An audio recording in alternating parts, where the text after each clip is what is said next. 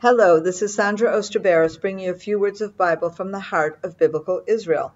This week's Torah portion is Beshalach, and it begins with the actual exodus from Egypt, the parting of the Red Sea, the song of Moses just on the shores of the Red Sea as they've been rescued from the Egyptians.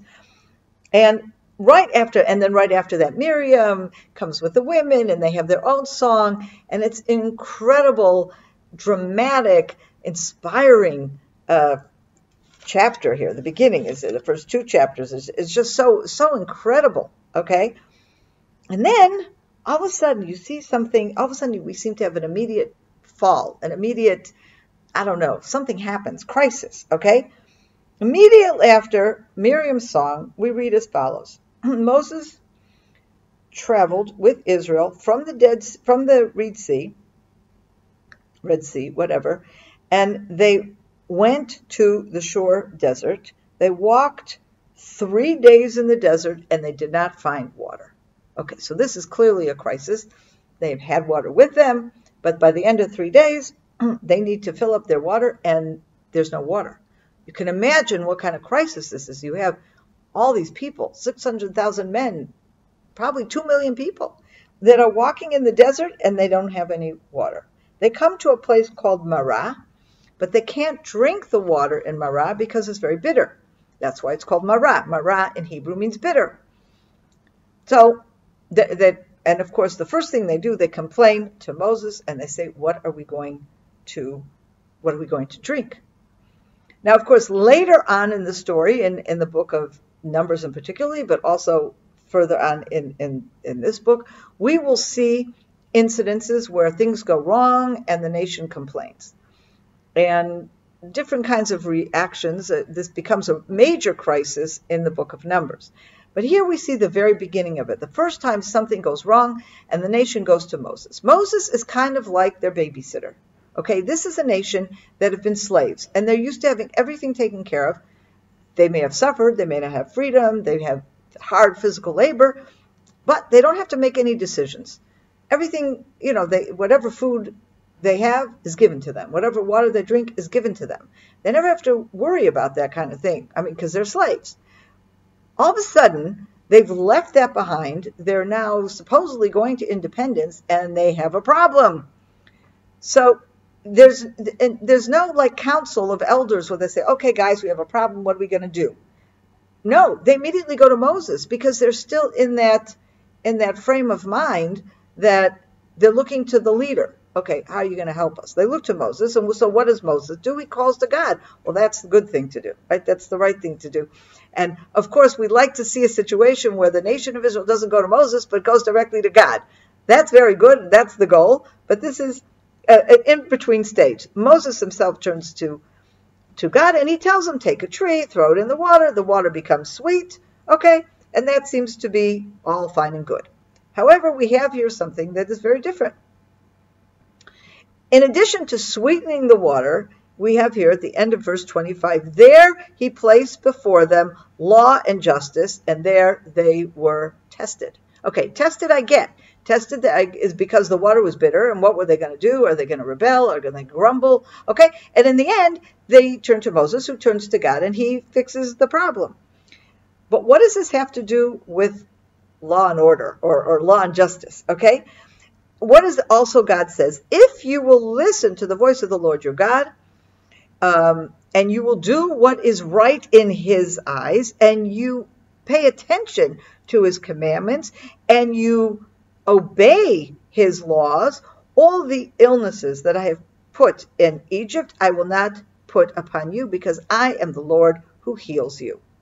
Okay, what does this have to do with anything? Well, you can say that this is parallel to the problem. They had a problem. They had no water.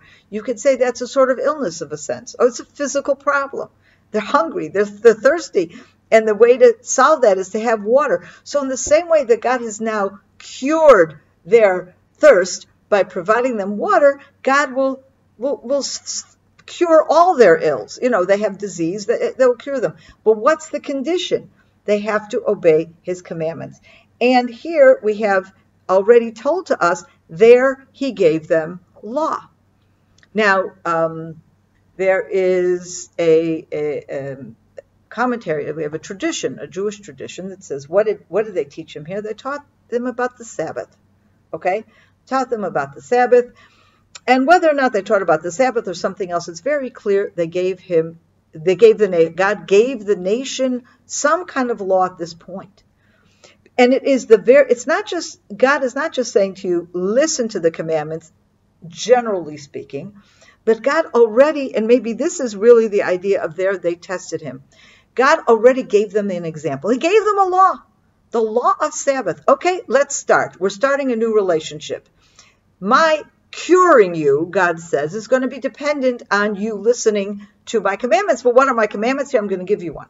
I'm going to test you out. I'm going to give you your first commandment. I'm going to teach you about the Sabbath.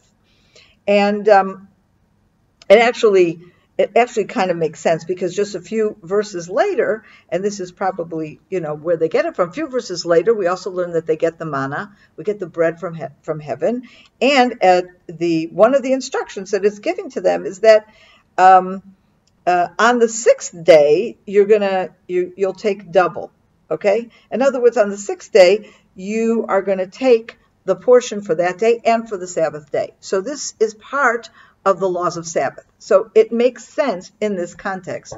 But I think the principle here is very, very important. God is not just talking to the nation with, platitudes and thoughts. God is giving them very concrete instructions. And when God gives the nation the Sabbath, he's giving them not just a bunch of laws. He's giving them a way of life. He's giving them direction. He's giving them a way of ordering the week. You order the week, there's 6 days that are regular days, and on the seventh day you dedicate that to God. You don't do the same things. You don't work. You don't get involved in all kinds of mundane things. The Sabbath is a holy day, a day that is dedicated to God. And this is perhaps the most important lesson that the nation of Israel has to learn as they leave Egypt. They will no longer be slaves to their masters in Egypt. They also cannot just replace Moses for their master. That doesn't work. I mean, you can turn to Moses as an intermediary between them and God, but they can't turn to him as a replacement of their master, because God right now has already given them a commandment. And by fulfilling that commandment, they truly become free men and women. Not just free to do whatever they like, free because they're replacing their Egyptian masters with their true master, the Lord God of Israel. And in obeying the Sabbath, they are not just obeying a bunch of rules, but they are structuring their whole existence around this Sabbath, around this desire, this need to obey God, to follow his rules, because ultimately you're following his way of life. And there's nothing like the Sabbath to indicate what that way of life is. What is God's way of life? Have a wonderful weekend. Shabbat Shalom. I hope you enjoyed that film. And we have lots more film content and emails and articles that I'm sure you will enjoy as well. Check out our website at CFOIC.com and subscribe to our newsletter. You can do that right from the homepage.